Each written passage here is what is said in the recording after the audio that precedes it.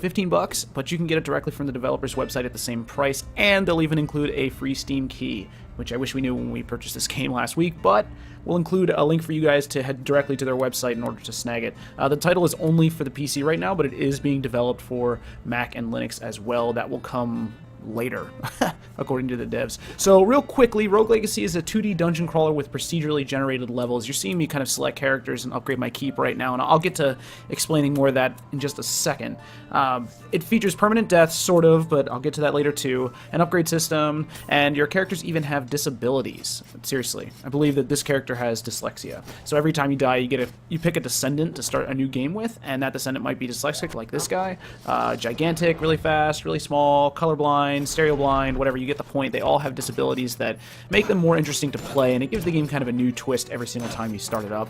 So I'll talk more specifically about Rogue Legacy here in a second, but I did want to touch on its genre first. It belongs to the subgenre of roguelikes. So while Rogue Legacy is actually a semi-roguelike, or I believe the developers are calling it a rogue light, as in like light soda, I don't know. Roguelikes are basically a subgenre of gaming that typically features a standard list of mechanics. They're insanely hard, which you're seeing here in just a second. They feature permanent death, and most of their encounters are randomly generated. This is a really old genre of gaming that's sort of seen some new love in recent years. One of my favorite games from last year, I don't know, time abandons me when I try to talk about these things. One of my favorite games from the last couple years is FTL, Faster Than Light. That is a roguelike as well. But the genre is way old. The first game, Rogue, which is where roguelike comes from, was released for the Unix platform way back in 1980.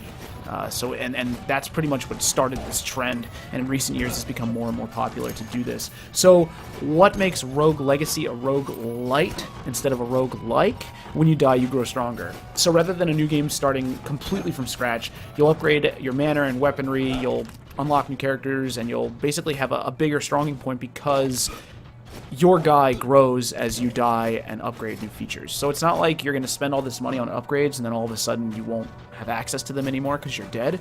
Those upgrades carry across generations. So I guess in the lore of the game, the weapons, the metals, the armor, everything that you unlock gets passed down, but so the genetics of being stronger and faster and bigger and whatever else. So you're going to die a lot in Rogue Legacy, which I do as well. I mean, this is actually one of my longer runs, which isn't really a testament to how good or bad I am at this game. I'm terrible at it, for the record. I'm just gonna... Sir Gordon has been slain by a skeleton. And then you'll see me jump back into the main menu, and I'll pick a new descendant. So this was the guy that I just had. This is our new guy. I could be a barbarian. They all have special traits. This guy's a giant. The guy above him is really tiny. The guy below him is talented. I don't know, he's a savant. I'm not even sure what that means yet. This guy would also be stereo blind, which means that the 3D aspects of the game are gone. But I'm going to go with Lady Priscilla, the barbarian, who's also a giant. This is the aforementioned manor. So I do have some bucks to spend, and I could just upgrade my sword here with the blacksmith, which is what I think I'm going to do. And the weird thing about Rogue Legacy is that when you go to approach this castle at the beginning of every round, you're greeted by this phantom, and you have to give all your money to get it in, basically start playing. Basically, you want to spend all of your money on upgrades before you enter the castle every single time. So every single time you play, you're going to be buying upgrades. It's so tough. This game does work with a controller, which is really nice if you're someone who likes to play in big picture mode on Steam, which I do. So that's great, and it actually controls really, really well. It's hard. I mean, this is a precision platformer with like hack and slash mechanics. Your sword swings are super slow, so you kind of have to balance out when you're fighting and when you're dodging and running for your life. And being a giant, as you're seeing here with Lady Priscilla, makes it even harder. One also pretty cool thing that I wanted to mention about Rogue Legacy is the game's soundtrack. So I'm actually going to kind of fade out here for just a minute just so you guys can listen to the music and watch me dodge all of these fireballs or not dodge them. I get distracted. Like a turkey leg pops out and I'm like, I get that turkey leg. See? And then I get hit. Turkey leg, useless. So anyway, pay attention to the music and I'll be back on the other side.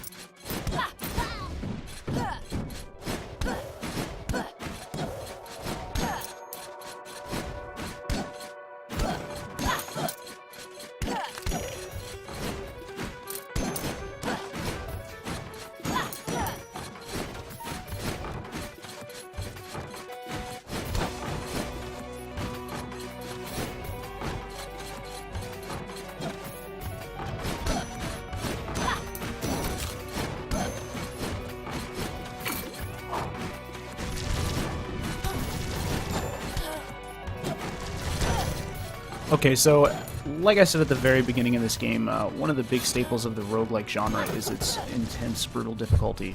And I think you guys are probably getting a pretty good taste of what that's like in play. I'm not good at this game. I'm not going to suggest I'm good at this game. I'm not. I'm terrible at it. But to my defense, I think I have a whopping 30 minutes of play under my belt before recording this video, so I'm going to get much better, guys. I promise. Probably not.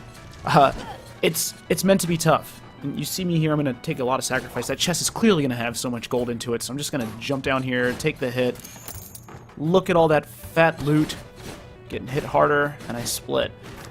This is a roguelike, and Rogue Legacy is a blast. For 15 bucks, I kind of am in love with it already. I can really wholeheartedly recommend it to anybody who kind of wants more challenge out of their games. If you like the really tough stuff, this one's going to be for you. I'm going to die here pretty soon. This here is probably my longest run in this game, and I'm really proud of it, and I didn't do anything. I'm terrible at it. Thank you guys for watching so much. We'll be back again with another episode of Let's Play. For now, this has been Joey Davidson. I'm Joey Davidson with Roguelike.